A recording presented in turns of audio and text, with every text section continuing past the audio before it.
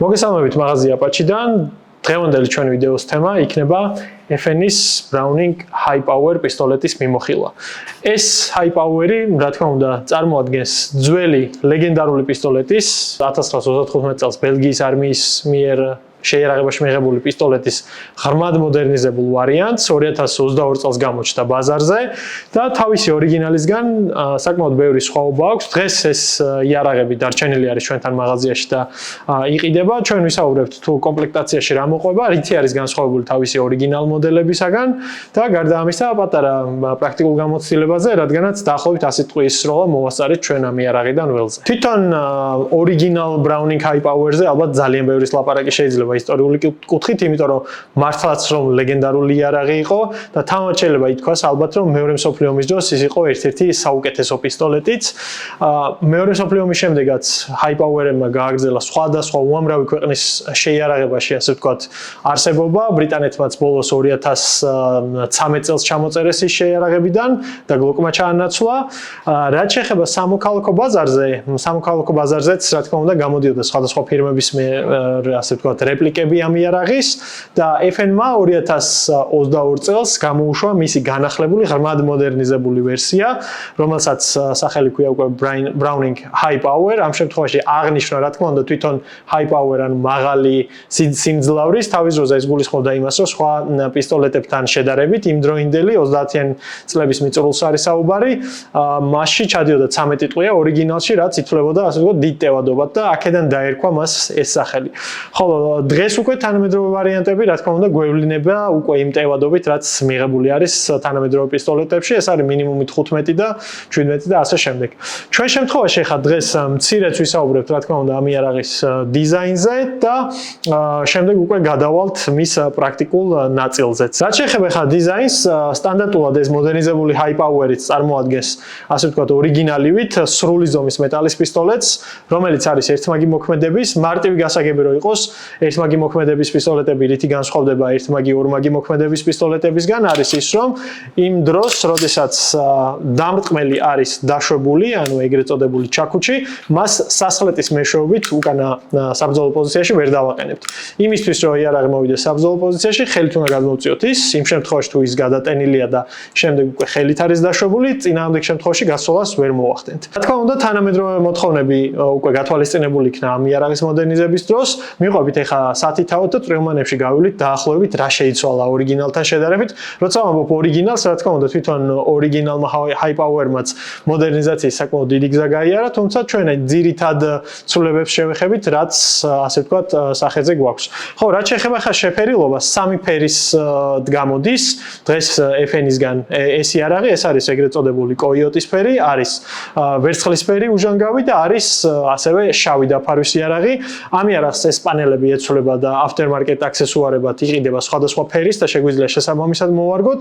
რაც შეეხება ხა მჭიდს, ჩვენ შემთხვევაში უკვე გვაქვს გაზრდილი ტევადობის, რა თქმა უნდა, ორიგიანი 17 ვაზნიანი მჭიდი, შეგახსენებთ, რომ ორიგინალ High Power-ზე იყო 13 ვაზნიანი მჭიდი და 17 ვაზნიანი ტევადობა უკვე ისეთი, ასე ვთქვათ, მიღებული სტანდარტი არის დღეს და მასზე ნაკლები სრული ზომის პისტოლეტებში ფაქტიურად არც კი ითვლება ნორმალურად. შეეხება მჭიდის დამშვებს, ამ შემთხვევაში ღილაკი არის მხოლოდ მარცხენა მხარეს, ხოლო მცველზე დაყენების მექანიზმს ის არის ორმხრივი და ვიზუალურად, ასე ვთქვათ, შენარჩუნებულია ის ვიზუალი, რაც დაახლოებით, ანუ ძალიან მსგავსი არის ორიგინალისა.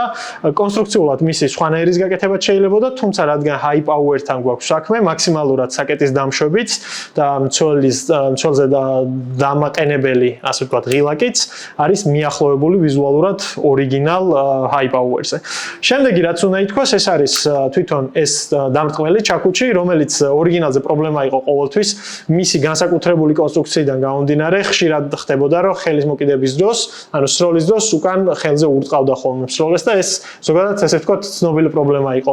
ამ თანამედროვე მოდელში უკვე ეს საკითხი გამოსწორებულია და თვითონ ფორმაც და ეს მომრგვალებაც განსხვავებულად არის შესრულებული და შესაბამისად, რაც არ უნდა მაღლა მოუკიდო გასროლის წინ იარაღს ეს ჩაქუჩი ჩემ ხელთან ასე ვთქვათ ურთიერთქმედებაში ვერ მოვა.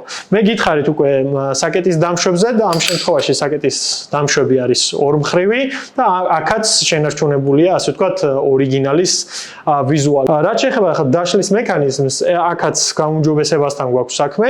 იარაღის დასაშლელად იარაღი უნდა შევაყენოთ ასე ვთქვათ შემაყოვნებელზე და ამის შემდეგ ეს სპეციალური დასატრიალებელი გვაქვს, რომლის დატრიალების შემდეგაც საკეტის მოხსნა ხდება ძალიან მარტივად. ორიგინალზე ეს იყო სპეციალური ჩასაჭერი და უფრო მოუხერხებელი, ვიდრე ამ შემთხვევაში ძალიან მარტივად იშლება ეს. დატოვებული ასევე ორიგინალის მსგავსად ესეთი დიდი ჭრილი რეალურად დაშლისთვის აი ეს შიდა პატარა ჭრილი გჭირდება ზედა საკეტზე. გავასწოროთ ახლა ეს, დავუშვათ საკეტი და შემდეგი საკითხი რაც არის, ეს არის სამიზნე მოწყობილობები, ექსტრაქციის პორტი და რა თქმა უნდა სასხლეტი. სამიზნე მოწყობილობებს რაც შეეხება, რავი, ამ იარაღს მოყვება საკმაოდ კარგი ხარისხის სამიზნეები, ცუდი არის ის, რომ მასზე განათებები ასე ვთქვათ არ გვაქვს, თუმცა უშუალოდ დამიზნების დროს პრაქტიკულობის კუთხით საკმაოდ კარგი სამიზნეებია. ექსტრაქციის პორტი გაზრდილია ორიგინალთან შედარებით, რაც უზრუნველყოფს იმას, რომ ამ იარაღზე იდეაში უფრო ნაკლები მტყუნება შეიძლება მოხდეს და თუ თქვათ მოგვივიდა ისეთ მტყუნება როგორც სტოუპაიპია და გასროლი მასრა ჩაიჭირა საკეტმა, მისი მოგვარება უფრო მარტივად შეიძლება, რადგანაც ადვილი მისადგომია. ეს ექსტრაქციის პორტის ცვლილება ასევე გამოწვეულია თვითონ ლულის ჩაკეტის მექანიზმის ცვლილებითაც, რომელზეც უშუალოდ მე ნაწილებზე რო გადავალთ, იქ ვნახავთ ამ ამბავს. ყველაზე მაგარი, რასაც თავის დროზე ორიგინალ ჰაიპაუერებს უჩიოდნენ და ამ იარაღს უკვე გამოსწორებული აქვს, ეს არის ძალიან კარგი სასხლეტი. მე თავიდან ვახსენე, რომ ეს პისტოლეტი არის ერთმანეთი მოქმედების და ზოგადად ყველაზე კარგი სასხლეტები ერთმანეთი მოქმედების პისტოლეტებს აქვთ ხოლმე, ან ერთმანეთი ორმაგი მოქმედების პისტოლეტებს. ამ შემთხვევაშიც სასხლეტი არის ძალიან კარგი, თავიდან მოზიდვის დროს მცირედ სვლას აკეთებს და როგორც კი მაგრდება, ამის შემდეგ უკვე არის ძალიან კარგი დაშვება. ჩვენ როცა ველზე გავიტანეთ და ვისროლეთ, რავი, ან ძალიან სასიამოვნო სასროლი არის თვითონ ამ ახალი სასხლეტიდან ეს პისტოლეტი. დიდი ხელისთვის სტანდარტული კონფიგურაცია ძალიან კარგად ჯდება. ჩემთვის პირადად ხა ძალიან კარგი ზომა არის ეს, თუმცა რა თქმა უნდა რაღაც კუთხით ეს ინდივიდუალურია და უკვე ის aftermarket აქსესუარები გვაძლევს იმის საშუალებას, რომ უფრო უკეთესად მოვირგოთ ხელზე. კაი, გავაგრძელოთ ახლა ნაწილების განხილვა და დიზაინის განხილვა.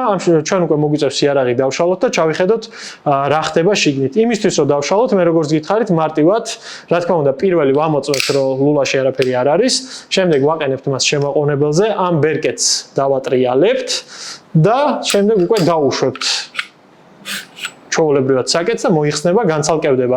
რა თქმა უნდა, ორიგინალისგან განსხვავებით ამ შემთხვევაშიც კონსტრუქციული ცვლილებები არის, თუმცა ასე ჩვენ არ დავწვრილმანდებით და პირდაპირ გადავალთ, ასე ვთქვათ, ზედა მხარეზე, სადაც დამატებული აქვს ამ შემთხვევაში წინა მხარეს აქვს ნახრეტი და განსხვავებული მიმართველი ღერო აქვს ახალ Browning Hi-Powers და ლულის ჩაკეტვის სისტემაზე მე როცა ვთქვი ორიგინალზე თუ იყო ორი ჭრილი ზედა მხარეს დატანილი და შესაბამისად საკეტსაც ჰქონდა ხოლმე ორი ცალი ამოჭრილი ამ შემთხვევაში უკვე ლულის თვითონ ბჯენი ამ ლულისთვის გვაქვს წინა მხარეს რომელიც ჩდება საკეტის ამ მხარეს ამ კონსტრუქციული სპეციფიურობიდან გამომდინარე არის სწორედ ის რომ ჩვენი ესე ვთქვათ ექსტრაქციის ფანჯარა სადაც მასრის ამოგდება ხდება გაცილებით უფრო დიდია და მე როგორც გითხარით ეს განაპირობებს მეორეს მხრივ იარაღის უფრო საიმედო მუშაობას. რაც შეეხება ახლა ლულას, ლულა ამ შემთხვევაში გვაქვს ცივად ნაჭედი, რაც ჩვენ ზოგადად ვიცით, რომ FN-ის ლულები ყოველთვის განსაკუთრებულად კარგია ხოლმე.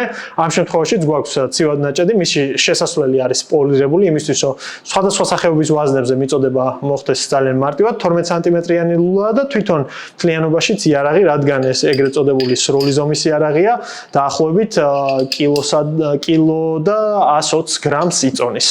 აწყობის კუთხითაც მას ასე ვთქვათ, განსაკუთრებული იწყობა სტანდარტულად როგორც ბევრი თანამედროვე პისტოლეტი, ჩვეულებრივად ამ გაიდროდის ჩასმაც ხდება აქვე, მას აქვს სპეციალური ესეთი კუთხოვანი ადგილი, სადაც ის ჩერდება თავის ადგილზე.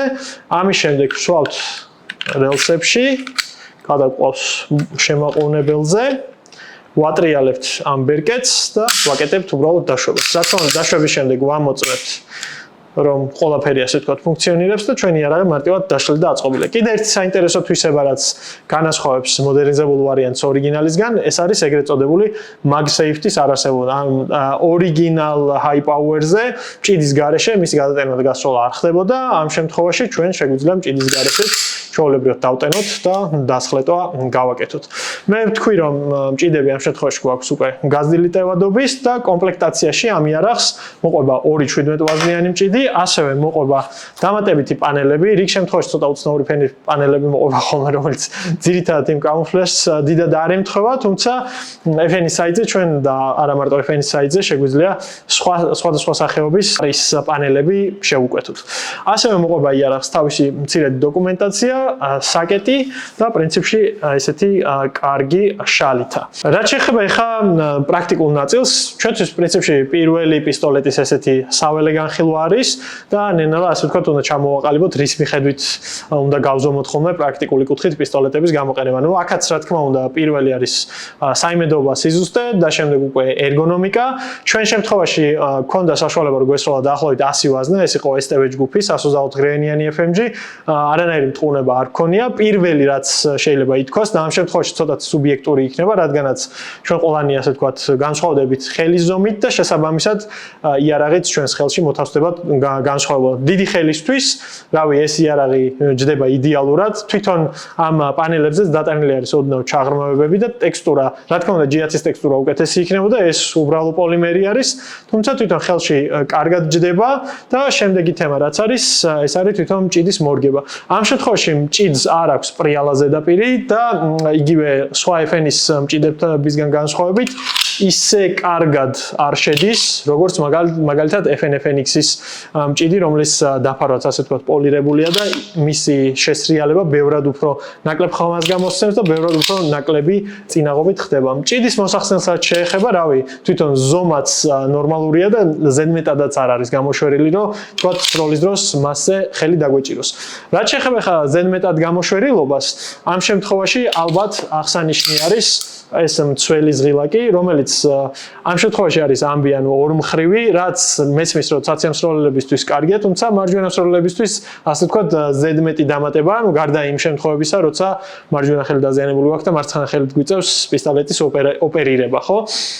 ვერ იტყვი რომ ესეც დიდად არის გამოწეული და ზოგადად პრინციპში ესეც ინდივიდუალური იმ კუთხით, რომ ვინც მიჩოულია გლოკზე სროლას და მიჩოულია რომ მექანიკური მცველი ასე ვთქვათ პისტოლეტს არ აქვს, მას შემდეგ რაც იარაღს ასე ვთქვათ დავტენით, მოვამზადებთ და ჩვენს კაბურაში მოვათავსებთ, ამოღების დროს უნდა გავითვალისწინოთ და პრინციპში ბუნებრივადაც ჩვენი ცერათითი მცველთან ახლოს არის და შესაბამისად ამოღების დროს ასე ვთქვათ ინტუიციურად მარტივად ჯდება იმაში, რომ მცველი მოხსნად სროლის წინ. რა თქმა უნდა, ეს რადგან არის ეგრეთ წოდებული single action, ანუ ერთ მაგი მოქმედების პისტოლეტი, ამ შემთხვევაში იმისთვის, რომ იარაღი კაბურიდან ასე ვთქვათ სწრაფად გამოვიყენოთ, საჭიროა, რომ ის იყოს გადატენილი, ასე ვთქვათ, ჩაქუჩი იყოს გადაწეული მდგომარეობაში და მცველზე იყოს აყვანილი.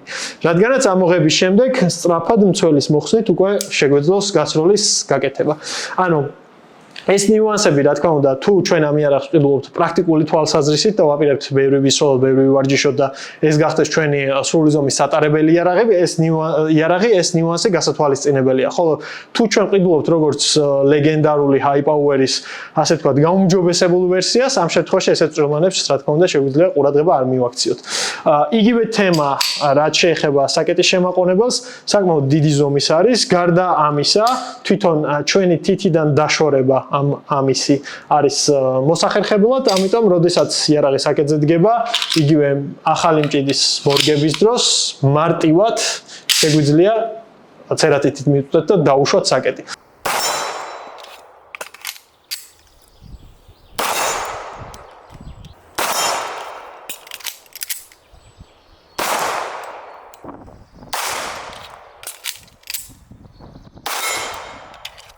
ესეც ცალკე თემა არის, თვითონ გადატენვის ტექნიკა როგორ ჯობს, ამას გავაკეთებთ მაგალითად ცერათითით თუ ახალი მჭიდის მორგების დროს სხვანაირად დავტენით, თუმცა ეს უკვე ის პრაქტიკული ნიუანსებია, რომელიც უშუალოდ ფლობელმა უნდა გაივითაროს ვარჯიშის დროს. პრინციპში ერგონომიკის კუთხით ყველაფერი ვთქვი, მე ისიც ვთქვი, რომ ძალიან კარგი სასახლეთი აქვს და ძალიან კარგი სასროლია.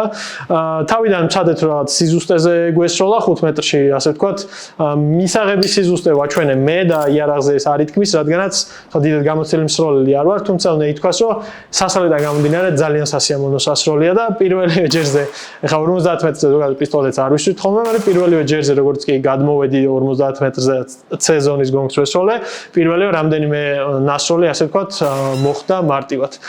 განპირობებულია ეს იმით, რომ ამ იარაღს აქვს ძალიან კარგი სამიზნეები და განპირობებულია იმით, რომ მას აქვს ძალიან კარგი სასახლეთი. მე როგორც გითხარით და პრინციპში ვახსენე ის მომენტი, რომ საიმედოობის კუთხით ჩვენ არანაირი ხარვეზი იმ ასვაზნაში ნამდვილად არ გქონია. მეორეს ხოლმე მესმის, რომ ასვაზნა არ არის ის, რითიც შეგვიძლია ჩვენი იარაღის საიმედოობა გავზომოთ, თუმცა არც FN-ი არ არის გუშინ გამომცხვარი რაღაც თურქული ფირმა და აქედან გამომდინარე ზოგადად, რავი, ეს ფირმა ცნობილი არის თავისი ხარისხით, დეტალების დამზადების და თვითონ იარაღების, რომელიც არაერთი მოდელი ალბათ არაერთი ქვეყნის შეიარაღებაში არის ზოგადად.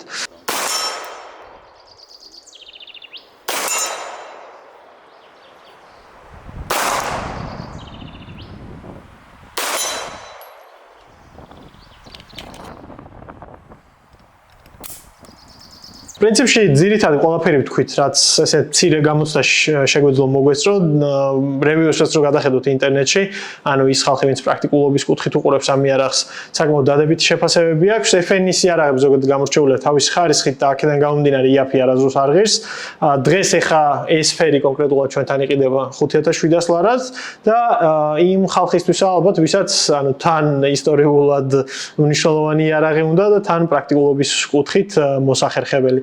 შესაბამისად, შეგიძლიათ მოვუძალოთ მაღაზიაში და ნახოთ, მოირგოთ თქვენს ხელზე და პრაქტიკულობის კუთხით, რა თქმა უნდა, როგორც უკვე ვახსენე, მართლა ძალიან სასიამოვნო სასროლი იარაღია. ასე რომ მოიწონეთ ჩვენი გვერდი, Facebook-მა დაგვიბლოკა ჩვენი წინა გვერდი და ახლიდან შევქმნით, შესაბამისად, გჭირდება ძველი გამომწერების დაბრუნება, ამიტომ ყურადღება მიაქცეთ ჩვენს გვერდს Facebook-ზე, თვალი ადევნეთ ჩვენს შემდეგ ვიდეოებს. მე როგორც გითხარით, შემდეგი პისტოლეტი იქნება FNX 45, რომელიც ასევე ველზე გატანის და სროლის საშუალება მოგვეცა და შევხვდებით უკვე შემდეგ ვიდეოებში.